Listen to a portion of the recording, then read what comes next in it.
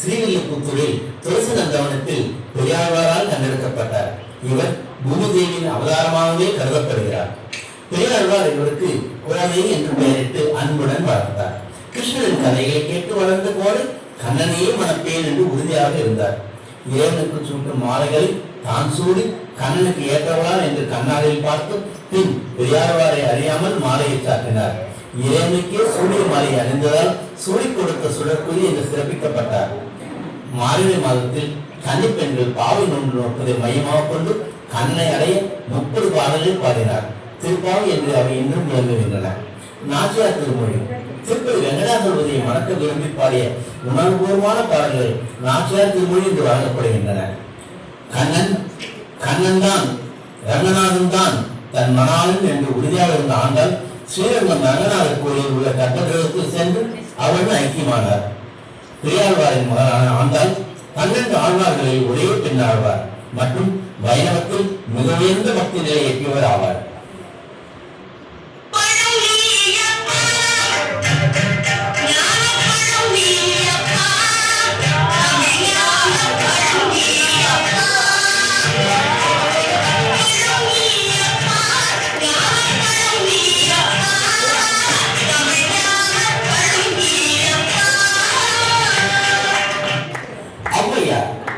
ஔவையார் சங்ககால தமிழ் பெண்பால் புலவர்களில் மிகச்சிறந்தவர். மூதாட்டி என போற்றப்படுபவர். அதேமான் நெடுமான் அன்றி தான் பெற்ற அரிய நெல்லிக்கனியை தான் உண்பதை விட நீண்ட காலம் வாழ்ந்து தமிழ் வளர்க்கும் ஔவையார் உண்பதே சிறந்ததென எண்ணி மிகுந்த அன்புடன் பரிசளித்தான்.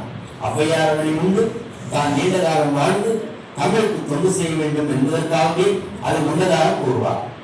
ஔவையார் ஒரு சிறந்த முருக பக்தர். ஒரு சமயம் தன் பக்தியிடம் இருந்த கொஞ்ச நந்த சிறுத்தையை மறுத்து அவருக்கு காட்சியும் ஞானத்தையும் வழங்க முடிவு செய்த முருகன் ஒரு இடையனாக வந்து நாவப்பழங்களை கீழே விழ வைத்து அவை எடுத்து மூதி உண்ட அவையிடம் ஏன் பாட்டி பழம் சூழ்நிலை என கேட்டு தன் உணர்வில் அவையை விழிப்படைய வைத்து ஞான விளையாட்டு விளையாடினார். ஔவையார் சங்க இலக்கியங்களிலும் பாடல்கள் எழுதியுள்ளார். புறநானூறு, அகநானூறு, நற்றிணை, குறுந்தொகை ஆகியவற்றில் பாடியுள்ளார். ஔவையார் ஆத்திச்சூடி, ஒன்றை வேந்தன், மூதுரை, நல்வரை போன்ற நீதிமன்றங்களையும் பாடியுள்ளார். இவர் சங்ககால புலவராக அறியப்படுகிறார். ஔவையார் தமிழ் இலக்கியத்தில் அறிவார்ந்த சமூக நீதி உணர்வுமிக்க மூலாட்டியாக மதிக்கப்படுகிறார்.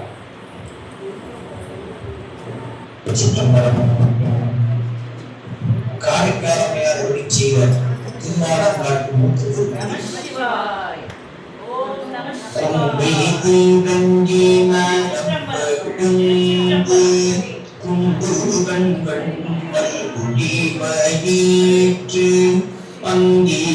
சிவந்திது பற்கள் நீந்து பழகுய நீழ்கணை அலறியுள்ளது காட்டில் தாழ் சடையிட்டு திசையும் வீசி அங்கம் கூடிந்து அனலாடும் அப்பன் வீடும் திரு ஆலங்காடே. காரைக்காலமையார் கிபி 5ஆம் நூற்றாண்டில் வாழ்ந்தவர். 63 நாயன்மார்களில் ஒருவரும் மூத்த பெண்மணியாரும் ஆவார். காரைக்காலில் தனகத்தன் தர்மவதி தம்பதியாருக்கு மகளாக பிறந்து புனிதவதி என்ற பெயருடன் காரைக்காலில் உள்ள பரமதத்தன் என்பவரை மணந்தார். தன் கணவன் கொடுத்த மாங்கனியை சிவனையாருக்கு தந்து பின்னர் இறையருளால் கணவனுக்கு மாங்கனியை பெற்று தந்து அற்புதம் நிகழ்த்தினார். இந்த அற்புதத்தை அறிந்த கணவன் புனிதவதியை தெய்வீக பெண்ணாக எண்ணி பிரிந்து சென்றார். புனிதவதி தன் அழகிய உடலை நீக்கி சிவபக்தியில் பேய் வடிவம் அருள வேண்டி சிவனை வேண்டினார். சிவனை தரிசிக்க கைலை சென்ற காரைக்கால் அம்மையார் கைலையில் தான் கால் பதிவதற்கு சம்மதம் இல்லாமல் தலையாலை நடந்து கைலை மலைக்கு சென்றார். அவரை சிவபெருமான் அம்மையே என்று அழைத்தார். திருவாலங்காட்டிற்கு வர சொல்லி அங்கே திருவாலங்காட்டில் நடன தரிசனம் தந்தார். 12 திருமுறைகளில் 11ஆம் திருமுறையில் இவரது பாடல்கள் இடம்பெற்றுள்ளன. அற்புத திருவந்தாதி, திருவாலங்காட்டு மூத்து திருப்பதிகம் போன்ற பதியங்களை பாடியுள்ளார். காரைக்கால் அம்மையாரை நினைவு கூறும் வகையில் ஆண்டுதோறும் காரைக்காலில் மாங்கனி திருவிழா சிறப்பாக கொண்டாடப்படுகிறது.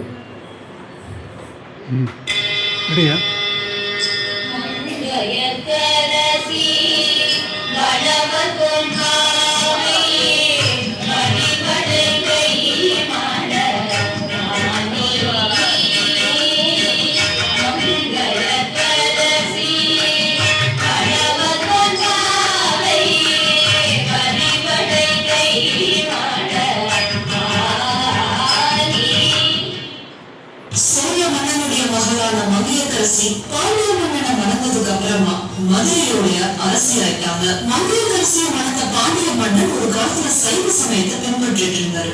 ஆனா சில சமண துறவிகளோட உபதேசம் கேட்டதுக்கு அப்புறமா சமண மதத்திற்கு மாறிட்டாரு. இந்த காலகட்டத்துலதான் மங்கையரசி மணமகளாகி மதுரைக்கு வந்தாங்க. சர்வதேசத்துல மங்கையரசி சிறந்த சிவபக்தையா இருந்தாங்க. ஆனா பாண்டிய மன்னன் மங்கையரசி விரும்பக்கூடிய சிவபெருமான வழிபட அனுமதிச்சாரு. திருநீர அணிஞ்ச நெற்றியோட அவர் முன்னாடி யாருமே நிற்க கூடாது. தன்னுடைய மனசுல எப்பவுமே சிவபெருமானே நினைச்சிட்டு இருக்க மங்கையரசி தன்னுடைய நெற்றிய திருநீற்ற அணிஞ்சு மறைச்சு வைப்பாங்க. அதனாலேயே மறுபடியும் மதுரையில சைவ சமயத்தை தழை தூங்க வைக்கணும் அப்படின்றதே அவங்களுடைய பெருமான எண்ணமா இருந்தது. திருஞான சம்பந்தரை மதுரைக்கு வர வச்சாங்க. மதுரையில சுந்தரேஸ்வரரான சிவபெருமானுடைய அழைப்பு இருந்ததுனாலதான் ஞான சம்பந்தர் மதுரையை நோக்கி வந்தாரு. சமணர்கள் எல்லாரும் ஒன்று கூடி ஞான சம்பந்தர் மேல தீ மூட்டினாலும் அந்த தீ அவரை எரிக்கவே இல்லை. ஆனா அந்த தீ கொல்லக்கூடிய தீவிரத்தை குறைச்சிட்டு மெதுவா பாண்டியர் மன்னன் பக்கத்துல போய் அவரை சுற்றி வெப்ப மயமாக்கிடுச்சு. அதனால பாண்டிய மன்னன் வெப்ப நோயால பாதிக்கப்பட்டாரு. சமணர்கள் எல்லாரும் ஒன்று கூடி தங்களால முடிச்ச எல்லா மந்திரங்களையும் சொல்லி முயற்சி பண்ணி பார்த்தாங்க. ஆனா அவருடைய வெப்ப நோய் குணமாகாம மேற்கொண்டு அதிகமா தான் ஆச்சு. அப்போது மங்கையரசி வழிகாட்டும் குருவா மாறி திருஞான சம்பந்தரை சரணடைய வழிகாட்டினாங்க. மன்னரும் அதை ஏத்துக்கிட்டாரு. திருஞான சம்பந்தர் மந்திரமானதை மீறு அப்படின்னு பதிகம் பாடி திருநீர் மூலமா மன்னனுடைய நோய அப்படியே குணப்படுத்திட்டாரு. இதுதான் திருக்குறள்ல திருவள்ளுவர் சொல்லியிருக்கிறாரு. தற்காத்து தற்கொண்டார் பேணி தகை சான்று சொற்காத்து சோர்விலார் பெண் அப்படின்னு சொல்லியிருக்கிறார். மங்கையரசி நாயனார் தன்னுடைய சிவபக்தியையும் காத்து தன்னுடைய கணவனையும் காத்து தாம் மதிக்கக்கூடிய சிவநாமத்தையும் காத்து பெரும் புகழையுடைய பெண். அதனாலதான் நாயன்மார்களுள் ஆள் விருதி பெற்று மங்கையரசியார் அப்படின்னு எல்லாரும் அன்போடு சொல்றாங்க. இன்னும் மதுரையில சைவ சமயம் தழைத்தோங்கி இருக்குது அப்படின்னா இந்த மங்கையரசியார் ஆட்சிய அருள் பணிதான்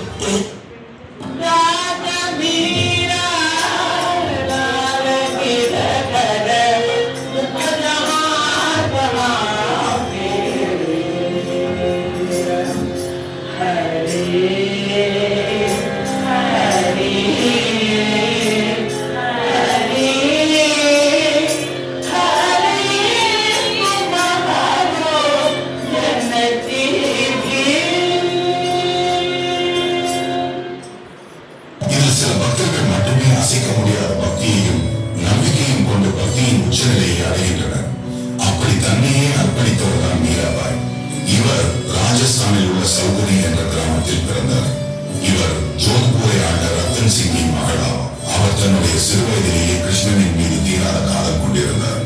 அவரை நோக்கி இசைப்பதும் பாட்டு பாடுவதையுமே தன்னுடைய வாழ்நாள் முழுவதும் செய்து வந்தார். கிருஷ்ணனை நோக்கி தெய்வீக பாடல் பாடி மனதை அதில் ஈடுபடுத்தினார். ஒரு நாள் ஒரு துறவி மீராபாயின் தந்தையை காண அவர் வீட்டிற்கு வந்தார். அந்த துறவி மீராபாய்க்காக ஒரு கிருஷ்ணர் சிலையை பரிசாக கொடுத்து சென்றார். அவரது தந்தை அதை மீராவிடம் கொடுத்த போது அவர் மிகவும் சந்தோஷமடைந்தார். தன் கிருஷ்ணன் தன்னை காண வந்ததாக நினைத்து சந்தோஷமடைந்தார். இந்த நிகழ்வும் மீராவின் மனதில் கிருஷ்ணர் இடம்பெற காரணமாக அமைந்தது. ஆனால் குடும்பத்தின் வற்புறுத்தலின் பேரில் 1514 தன்னுடைய 18 வயதில் சுய விருப்பமின்றி போஜராஜன் எனும் சித்தோர்கள் இளவரசனுக்கு மனமுடித்து கொடுக்கப்பட்டார். அவருக்கு திருமணமானாலும் மாலையில் கிருஷ்ணனை வழிபடுவதும் அவரை நோக்கி மனதார பாடுவது மட்டுமே தன் உலகமாக கொண்டிருந்தார். ஆனால் அவர் இப்படி உலகமே மறந்து இருப்பது அவருடைய கணவருக்கும் அத்தைக்கும் பிடிக்கவில்லை. அவள் கிருஷ்ணன் மீது வைத்திருந்த காதலை யாராலும் அசைக்க முடியவில்லை. இதனால் மீராபாயை கொல்லுவதற்கு அவரது மாமியாரால் திட்டம் தீட்டப்பட்டது. பல முறை கொலை முயற்சிகள் செய்யப்பட்டன. கிருஷ்ணனுக்கு படைத்த நைவேத்தியத்தில் நஞ்சு, மீராவின் படுக்கையில் இரும்பு முட்கள் என்று எத்தனையோ முயற்சிகள். ஆனால் எல்லாம் கடவுள் கிருஷ்ணனின் அருளால் மறைந்தது. ஒவ்வொரு முறையும் மீராவை காப்பாற்றிவிட்டார் கிருஷ்ணன். மீராபாய் தன் இறுதி காலத்தில் குஜராத்தின் துவாரகைக்கு வந்தடைந்தார். அங்கு கோயில் கொண்ட துவாரகதீசன் கண்ணன் முன்பு பாடிக்கொண்டிருக்கும் போதே அனைவரின் கண்ணெதிரிலேயே இறைவனோடு கலந்து மாயமானார். இவரின் காதல் பரிசுத்தமானது என்று இந்து மதம் இன்றளவும் புகழ்ந்து வருகிறது.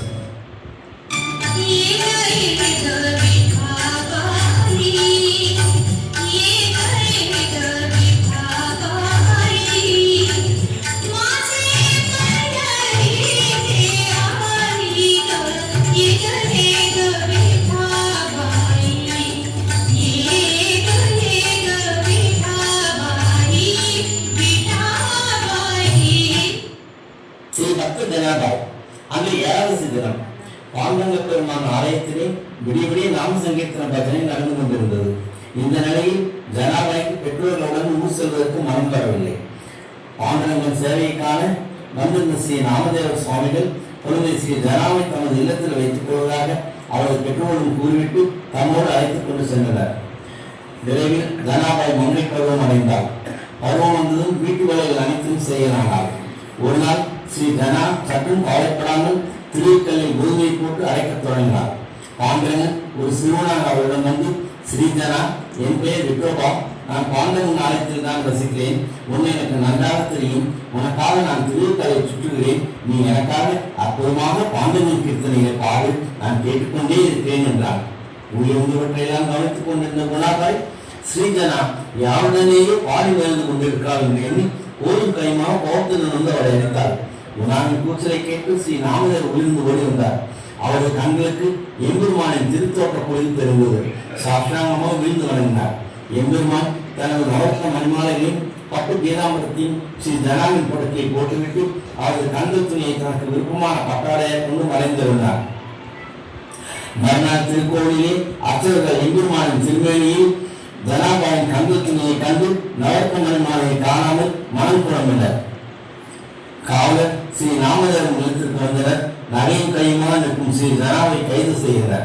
காவலர்கள் ஸ்ரீ ஜனாவை அழைத்துக் கொண்டு கழுமரம் இருக்கும் இடத்திற்கு சென்றனர். ஸ்ரீ ஜனா கழுமரத்தை பார்த்ததும் அது எதுவும் சாம்பலானது. இந்த அற்புதத்தை கண்டு அனைவரும் ரசித்தனர். அப்பொழுது விண்வெளியே ஒரு அசரீர் கேட்டது. எனது பரம பக்தையான ஸ்ரீ ஜனாவின் பக்தியை பாடல்களோர் உணர வேண்டும் என்பதற்காகத்தான் இப்படி ஒரு திருவிளையாடலை நாம் புரிந்தோம். ஸ்ரீ ஜனாபாயின் கண்களுக்கு மட்டுமே எம்பெருமான் திரு அருட்காட்சி கொடுத்தார். மற்றவர்களுக்கு அசரீர் மட்டும்தான் கேட்டது. ஸ்ரீ ஜனாபாய் நிலத்தில் விழுந்து பாண்டவனை பன்முறை சேவித்தார். இவ்வாறு பக்தி பாமாலை தொடுத்து பாமனை பாடுகின்ற ஸ்ரீ பக்த ஜனாபாய் இன்னும் அந்த பேரானந்த கிருதிகளால் நம்முடன் வாழ்ந்து வருகிறார்.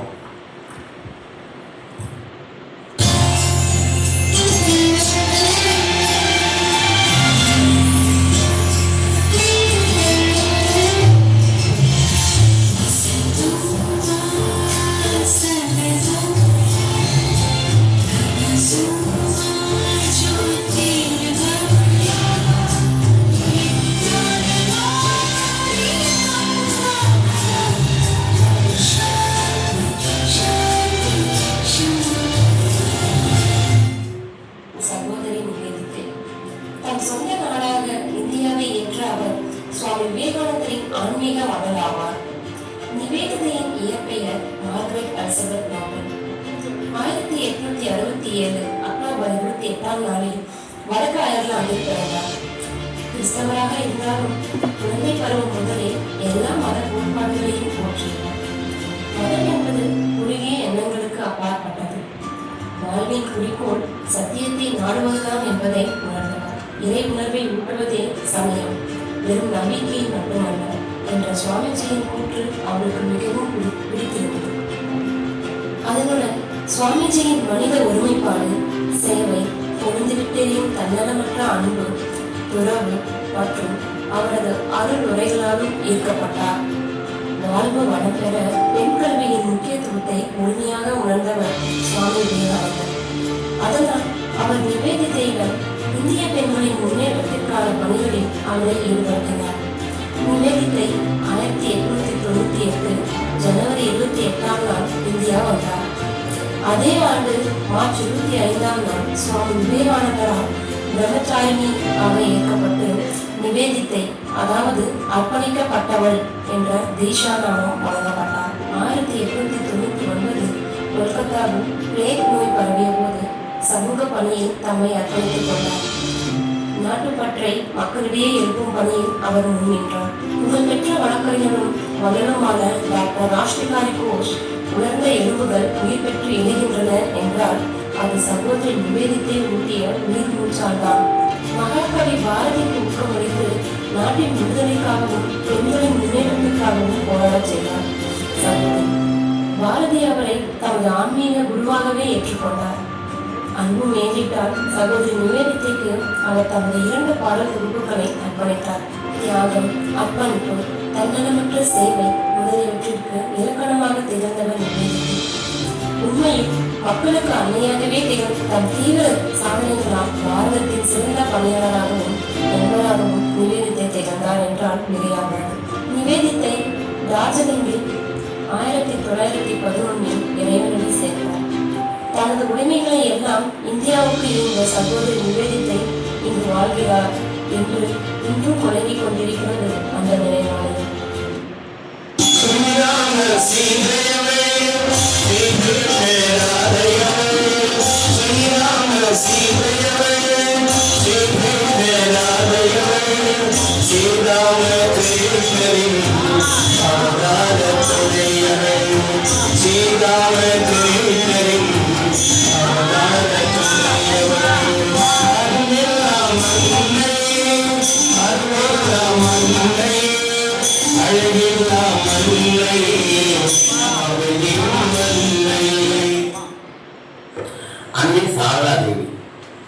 அன்னை சாரதா தேவி கல்கத்தாவில் ஜெயராம்பர் என்ற கிராமத்தில் 1853ஆம் வருடம் ராமச்சந்திர முகர்ஜிக்கும் சியாமா சுந்தர தேவிக்கும் முதல் குழந்தையாக பிறந்தார். இவர் கல்வி சென்று படித்ததில் இருந்த போதும் பிற்காலத்தில் தமது சொந்த முயற்சியால் படிப்பும் எழுதும் கற்றுக்கொண்டார். 5 வயதில் இவர் ராமகிருஷ்ணரின் வாழ்க்கை துணைவியானார். தமது கணவரை பலர் பைத்தியக்கார் என்று கூறுவதால் வருத்தப்பட்டு அவருக்கு உதவி செய்ய வந்தார். அங்கு ராமகிருஷ்ணரின் ஆன்மீக வாழ்விற்கு துணையாக அவருக்கும் அவரை காண்பர் பக்தர்களுக்கும் சமைப்பது, அவரது வழிகாட்டுதலில் ஆன்மீக சாதனைகளில் ஈடுபடுவது என்று ஆன்மீக பணிகளை செய்தார். சுவாமி விவேகானந்தர் அன்னை சாரதா தேவியை சங்க ஜனனி என்று குறிப்பிடுவார். ஸ்ரீ ராமகிருஷ்ணரின் மறைவுக்கு பின்னர் கலைக்கு சென்ற அன்னை அங்கு உள்ள சன்னியாசிகளுக்கு உள்ள மத வசதிகளை ஸ்ரீ ராமகிருஷ்ண பரமஹம்சரின் தொழிற்சீலர்கள் இருந்த ஏழ்மை நிலையோடு ஒப்பிட்டு பார்த்து வருந்தி அழுதார். அவர் ஸ்ரீ ராமகிருஷ்ணரிடம், உணவு குழந்தை அனைத்தையும் தொடங்கிய பிள்ளைகள் உணவுக்காக பிச்சை எடுப்பதை என்னால் கொடுத்துக் கொள்ள முடியவில்லை. உங்களிடம் எனது பிரார்த்தனை இதுதான். உணவு பெயரை சொல்லிக் கொண்டு உலகை சிறப்பவர்களுக்கு சாதாரண உணவு முறையும் கிடைக்க வேண்டும். அவர்கள் உங்கள் உபதேசங்களின் லட்சியங்களை மையமாக கொண்டு ஓரிடத்தில் ஒன்று கூடி வசிக்க வேண்டும். உலக வாழ்க்கையை துன்புற்ற மக்கள் அவரிடம் வந்து உமது அமுத மொழிகளை கேட்டு ஆறுதல் பெற வேண்டும். அதற்காக அல்லவாங்கள் வந்து அவர்கள் அறிந்துவதற்கான என்னால் சகிக்க முடியவில்லை என்று பிரார்த்தித்தார். இவ்வாறு தனது பிரார்த்தனை மூலம் ராமகிருஷ்ண இயக்கத்திற்கு முதல் விதிவிட்டார்.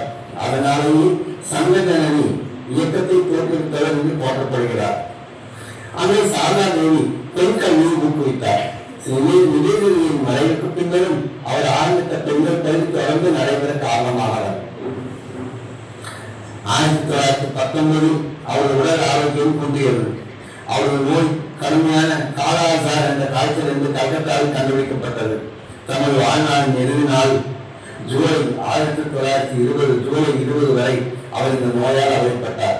மகளே, யாரெல்லாம் வந்திருக்கிறார்களோ, யாரெல்லாம் வரவில்லையோ, இனி யாரெல்லாம் வரப்போகிறார்களோ அந்த பிள்ளைகளுக்கெல்லாம் என் அன்பை தெரிவித்துவிடும். என் நல்லாசிகள் அவர்களுக்கு எப்போதும் உண்டு என்று தமது கடைசி உபதேசத்தை அளித்தார். ஸ்ரீநாதாய வித்மஹே குருமிர்காய தீமஹி தன்னோ அரவிந்த அன்னை பிரச்சோதயாத். கருணை மனம் கமழும் என் அன்னையே, அருள்வாயும் பதவி தருவாய் நீ சுகமே. மலர்கையாய் என் அன்பை காணிக்கையாய் கொள்ளம்மா, உள்ளத்திலே அமைதியனும் திருவிளக்கை ஏற்றம்மா. ஸ்ரீ அன்னையின் இயற்பெயர் மிரா அல்பாசா. 1878ஆம் ஆண்டு பிரான்சில் பிறந்தார். 5 வயதிலேயே பக்தி மார்க்கத்தில் ஈடுபாடு கொண்ட அன்னை வண்ணத்தை தீட்டுவதிலும் பியானோ இசைப்பதிலும் ஆர்வம் கொண்டார். ஆனந்தமயமான தியான நிலையில் இவர் இரு அருள் ஒளியை கண்டு கொண்டார். வடிவத்தில் அடக்க முடியாத அந்த பேரொழியை அவர் கிருஷ்ணா என்று பெயரிட்டு உருவம் கொண்டார். எப்போதும் கிருஷ்ணாவை பற்றிக் கொண்ட அன்னை ஆழ்ந்த ஆன்மீக கருத்துக்களை அறிந்து கொண்டார். திருமணமாகி ஒரு ஆண் குழந்தைக்கு தாயான இவர் 1914ஆம் ஆண்டு இந்தியாவுக்கு வந்த போது ஸ்ரீ அரவிந்தரை சந்தித்தார். இவரை நான் தேதி குருநாதர் என்று தமிழ் உணர்ந்தார். எனினும் அப்போது இந்தியாவுக்கு செல்ல வேண்டியிருந்ததால் இவர் பாரிஸ், ஜப்பான் என பல இடங்களில் வாழ்ந்தார். எனினும் கிருஷ்ணாவின் அழைப்பும் குருநாதரின் நினைவும் இவரை 1920ஆம் ஆண்டு இந்தியாவுக்கு மீண்டும் வர வைத்தது.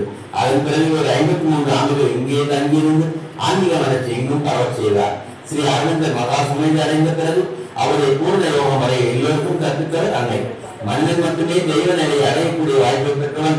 எனவே அவனை தன்னுடைய முயற்சியால் யோக தியான நிலைகளால் ஞானத்தின் உச்சத்தை அடைய முடியும் என்பதை சாமானியர்களுக்கு உணர்வு வைத்து வழிகாட்டினார். இவருடைய மகத்தான சேவையால் ஸ்ரீ அரவிந்த் ஆசிரமம் நிறுவப்பட்டது. 1968ஆம் ஆண்டு உலக மக்களை ஒன்றிணைக்கும் ஆரோவில் நகரத்தை உருவாக்கி உலக சமாதானத்தை உண்டாக்கினார். உலகெங்கும் இருந்த ஆன்மீக அன்பர்களை எந்த ஒரு வித்தியாசமும் பார்க்காமல் ஏற்றுக்கொண்டார் அன்னை. அவருடைய ஆசையால் ஏராளமான மக்கள் துன்பங்களில் இருந்து விடுபட்டவர்கள். மனிதர்கள் மட்டுமா, மனதும் செறிவும் கூட அன்னையின் கருணையால் வளம் பெற்றதை அவருடைய திருச்சரிதம் கூறும். ஒருவன் எத்தனைதான் தியானிக்கிறான் என்பது ஆன்மீக முன்னேற்றத்தை காட்டாது. மாறாக தியானம் செய்ய எந்த முயற்சியுமே தேவையில்லை என்னும் நிலையே உண்மையான ஆன்மீக முன்னேற்றம். இறைவனிடம் அது வேண்டும் இது வேண்டும் என்று வேண்டுவது பக்தி அல்ல. நமக்கு தேவையான எதுவோ அது இறைவனை தருவான் என்று நம்மை ஒப்படைப்பதே பக்தி போன்ற அன்னையின் எளிய கருத்துக்கள் மக்களை வெகுவாக ஈர்த்தன. இப்படித்தான் பாண்டிச்சேரி அன்னை பலருக்கும் தாயானார். இன்றும் புதுச்சேரி ஸ்ரீ அரவிந்தர் ஆசிரமத்திற்கு வரும் பல பக்தர்களுக்கும் அன்னை வழிபடும் மக்களுக்கும் கருணை வழிவாக நின்று வழிகாட்டி அமைதி அளித்து வருகிறார்.